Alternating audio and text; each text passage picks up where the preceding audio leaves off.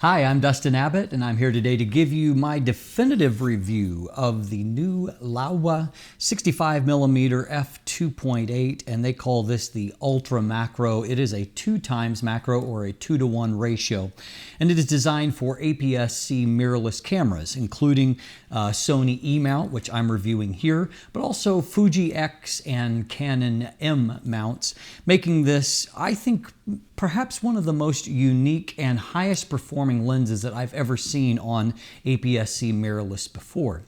And that's for a number of reasons. Now, last year I reviewed the 100mm f2.8 2x macro for full frame, and so that was, I reviewed it on Canon EF, but it was available on EF and Nikon F, and then I believe also on Sony E. And so this in many ways is kind of the miniaturized version of that for APS-C, and inherits a lot of its strengths, including an apochromatic design, which in my experience is really unique on APS-C specific lenses. Apochromatic lenses are a optical design that tends to be a little bit more expensive, and so you don't see it as often, but it is optical design that basically allows for chromatic aberrations to be virtually eliminated altogether. The colors focus together more consistently, more accurately, and so it gives you often a really high contrast result with a lot of pop, which is certainly the case here. Now, today we're going to be doing the definitive in-depth review along with all of the breakdown of optical performance and build, in detail. If you would prefer the quicker review, stay tuned for the end of the week, and my standard review will be coming that hits the highlights and gives you the conclusions without all of the details along the way.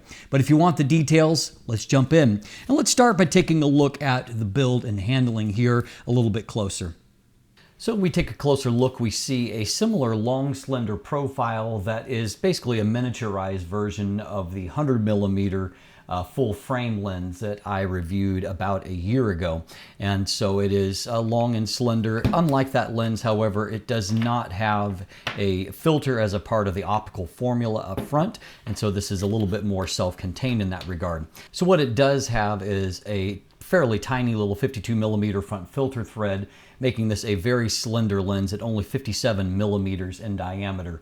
The length is 100mm, and so, it's obviously much longer than what it is wide, but as you can see, if we look, it is still basically about as long as the width of my palm, and so it's a very compact lens. On the rear side, we find that there are no electronics of any kind, and so this it is a nicely made little metal lens mount, but there's going to be no electronic communication, which does come with some definite shortcomings, not the least of those being that you're not going to be able to transmit any kind of EXIF information from the lens itself. Also, if you're using it on a camera body that does have in-body image stabilization, for example, a Sony body like I'm testing it on, you're going to have to manually select the focal length and so that you can get the right amount of stabilization. Everything here is made out of metal, and that does include the lens hood itself. That is a bayonet style, clicks into place very, very nicely and definitely. Most of the lens is dominated by a very wide manual focus ring that moves nicely, and it's got, as you can see, not quite a 360 degree, but somewhere around about 240 degrees of focus throw. Plenty to get accurate focus at a variety of distances, and as you can see, which is nice to see, there's, even if we get, kind of our past all of the macro level, but we can also see there's a decent amount of focus throw in this range too, which is nice to see because that sometimes gets forgotten on macro lenses. I like this focus throw length. It's not so big that you're forever turning and turning and turning. You can, do that, with a few major turns. However, it's enough to get precision. Down here, you also have some different aids for hyperfocus distances, and then you have your actual manual aperture ring that does have detents. They're not super strong detents. It wouldn't be a hard thing to pause somewhere in between there if you didn't want to kind of go the full distance, but you are going to control your aperture through that. A range from f2.8 to f22. Now, because everything is made of metal and nicely constructed here, it does have a little bit of heft, not anything significant, but it is 335 grams of weight. And nicely here, even though this is a compact lens and it has a 2x magnification, the working distance is not terrible. You can focus down to 17 centimeters where you're working at a 2:1 ratio.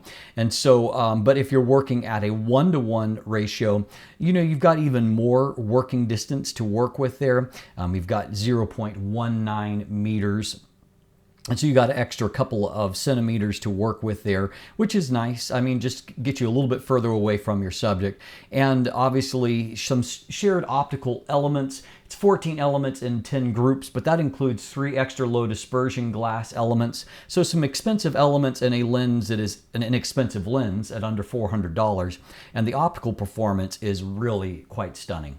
So, of course, a lot of things that I've come to expect from Laowa. There is a beautiful construction here, very high grade of build quality, metal everything here. The focus ring moves nice. The manual aperture ring moves nice. But there's also the typical limitation in that it's a manual focus, number one, but also there are no electronics. And I certainly do miss having the electronics for a number of reasons. Not the very least that if you use a lot of lenses as I do, not having any kind of designation of the actual lens itself on your images makes them a little bit harder to find later on. So you have to be a little bit more careful about how you sort them. The other thing, of course, is that I would say with wide angle lenses and with macro lenses, they are the lenses that I least mind having as manual focus. When it comes to the macro aspect, it's because most serious macro photographers are going to use manual focus anyway, because it allows you to, kind of get precise focus wherever it is your focus area is on the frame. The other reason for that is that, of course, it allows you to be very precise and make very small movements. Wide angle, of course, focus often doesn't matter as much, and in many cases you can just set focus and forget about it, making it a non-issue. And so for most of its major applications, I don't mind that it's manual focus all that much. The one area where you will find that it's missed is when it comes, or autofocus is missed, I should say, is when it comes to shooting portraits or at those type distances. And of course, it's a little bit trickier process. Fortunately, on mirrorless, we've got a lot of aids to help with that. But at the end of the day, even with those aids, I do have a few less keepers in portrait situations than what I do when I shoot with autofocus, particularly on Sony with its great IAF.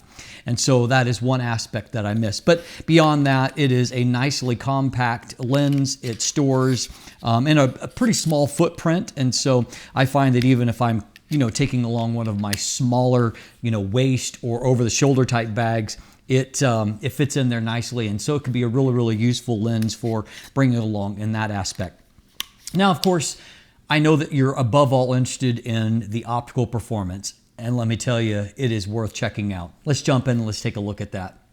So we'll start off by taking a look at distortion and vignette. I added about a 1 stop worth of additional light into the corners. However, I extended it pretty much all the way into the frame as far as the mid frame goes, and you can see that that did a very nice job of creating an even look there. So, not a ton of vignette, definitely no distortion, not too hard to correct for, though in this case you will have to do it manually because this does not have any electronic communication. So if we take a close look at the test chart here, we see a lot of good things. I mean, first of all, it is fantastically sharp, wide open.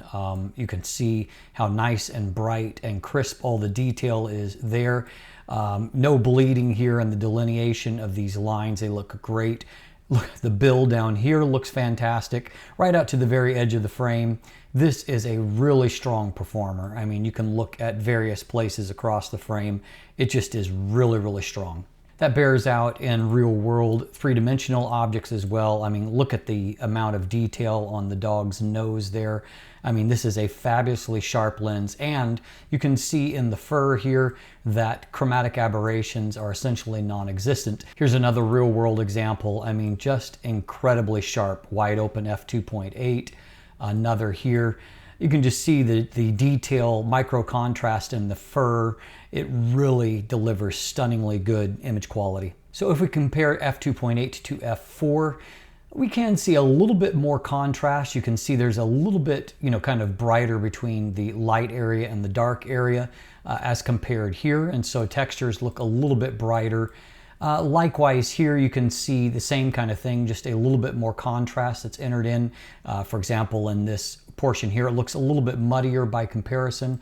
And so, I mean, there was a mild amount of room for improvement. Likewise here, improvement in contrast. It just really pops off the page now at f4, incredibly sharp and crisp. Moving on to f5.6, shockingly, there is still a little bit of improvement. It may be just a vignette lift, but now that corner looks incredibly good. I mean, just fabulous. It looks, looks much better than what most lenses achieve center of frame. So how does that translate into real world? Well, even here at landscape distance, you can see that the amount of contrast and detail is really fantastic. I mean, there's nothing really there I can point at and say, this isn't good. Everything here I see is fantastically good.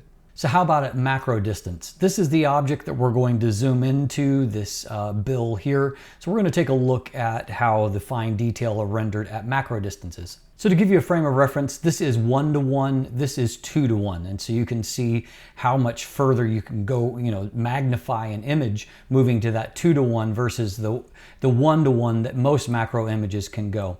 And so what you can see is at macro distance that it's easy to see even the fibers of the bill itself. So you can see the weave of that, you can see the dots of the ink. That's even more true if you look at this 2:1 level, just the little random dots of ink. All that little information is just incredibly good there. Now, if we look in the corner here, obviously, when you're looking at this distance, there's enough shallowness that even depth of field can, just a little undulation in the bill would be enough to distinguish that. But what we can see is even at macro distance, we actually have a really nice, field of view here and flat plane of focus, because you can see great detail even in the corner of these. Here's another example. This is of the $2 bill on that. And so this is at a 1 to 2 times magnification, or 0.50 times, which some macro lenses can do. And so here you can see, I mean, detail is great, obviously. Now we're going to jump up and look at the head of this bill, gentleman here on this bill by comparison. But so here is a 1 to 2, here is a 2 to 1, just to show you how much detail there is on that gentleman's head. And so someone unfortunately decided to mark the bill, but you can see just an incredible amount of detail there in the weave of the bill and the ink that has been laid down. This isn't quite, full magnification, but this is actually the dial on a Fuji X-T3 camera. So you can see how razor thin that depth of field is. You can also see, so this is just going from the control dial to the kind of the viewfinder portion. And so you can see how quickly everything is completely diffused at f2.8 and at macro distances. Now, if you move back a little bit, I mean, this is still kind of macro level, but not at a 1-to-1. You can see even with a bright light, this is a window light coming into this. So really high contrast, lots of potential for chromatic aberration. It is just completely banished. Fantastic result. Likewise here, this is a place where a lesser lens would really fall apart because it's really bright and so really high contrast. But look at how the fine detail is rendered there, no chromatic aberration at all. I mean, that's a fabulous, fabulous result. This is a guitar strings that are moving down over this area here. And so you can see depth of field, once again, very tiny. This is handheld, but still it's rendered fine details really nicely. This is a close to 2-to-1 level of a little tiny cactus succulent here, and you can see that what this is just a little bit of frizz that's on the top of little bumps on there. You would not believe how small these are, but yet it is rendered the fine details beautifully well. Now how about bokeh and also delineation in less advantageous areas? Here obviously I'm shooting from a little ways out, and so the background's a little busier. The detail here and the contrast is fantastic. And so you can see that three-dimensional pop when you look in, that the subject just kind of seems to leap off the screen. This is a fantastically sharp lens. And this is probably worst case scenario as far as bokeh. Sometimes amazingly sharp lenses They have contrast still in the out of focus area, and this is probably as bad as it gets, but I think there's still a certain amount of charm to this particular image. Here is another kind of real-world three-dimensional opportunity to see chromatic aberration at the edge of the snow or, underneath the trunk.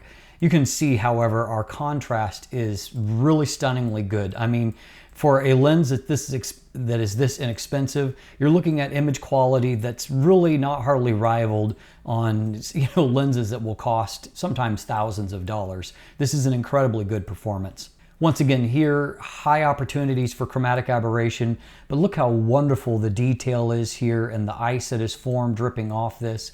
Then in the various snowflakes, this is handheld, by the way, and by the way, be sure to set up the manual. If you have a camera with in-body image stabilization, which I did here, you just set up the camera manually with the comparative focal length. Now, how about for portraits? Obviously, with manual focus lenses, there is an art form to getting them properly focused, but here we are wide open. If you do get it properly focused, it really, skin tones look fantastic. The detail around the eyes and on the lips looks fantastic. Color rendition is really nice. Once again, this is fairly harsh light. I used available light, sun coming through the window, had him lay on the floor, so he's in a swath of light. So you've got some really bright areas, but it's held together because of the great optical performance. Here I was actually shooting through a foreground object to give some uniqueness in framing. And this is kind of a high contrast look, but you can see a beautiful end result. And so certainly if you nail focus, this is a relatively inexpensive portrait lens that will give you some stunning results as well. So as I said in my intro, I don't know of too many APS-C lenses that are higher performing than this lens. This is actually one of the best APS-C results that I've seen. So wide open, we've got tremendous amounts of contrast, we've got corner-to-corner sharpness, and stopping down just gives it a little bit more bite there as well. And so really, really fantastic performance.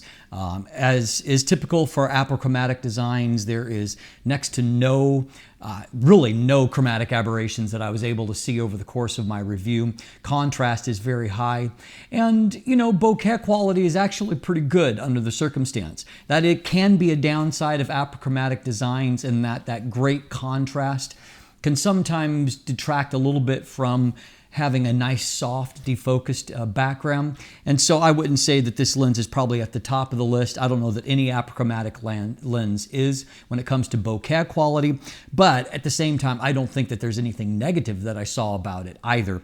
And so overall, optically, this really is a champion lens.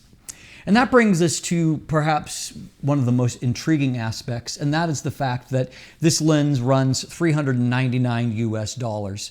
And so it is really quite a bargain, and it's a great bargain when you compare the optical performance to the actual cost. The price to performance ratio is extremely high. And so this is a lens that I find very easy to give a recommendation. If you're an APS-C shooter and you don't have a macro lens, this is a lens that can be both a macro and a portrait lens. It's a useful focal length. It translates out depending on the crop factor of your camera, but it will come out somewhere either right under or right over 100 millimeters. And so right in kind of the sweet spot for macro lenses, and also a great focal length for shooting portraits.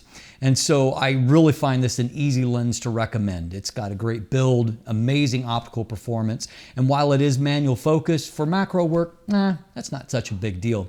Add in the fact that it doesn't just give you 1-to-1 reproduction, it gives you 2-to-1 or twice life-size reproduction, and this is an extremely valuable lens. And you don't have to pay that much to get it. I'm Dustin Abbott, and if you look in the description down below, you can find linkage to my full text review. You can also find linkage to the image gallery if you want to look at more photos. There's also buying links there if you'd like to purchase one for yourself. And beyond that, of course, you can follow me on social media, become a patron, sign up for my newsletter, and if you haven't already, please click that subscribe button right here on YouTube. Thanks for watching. Have a great day.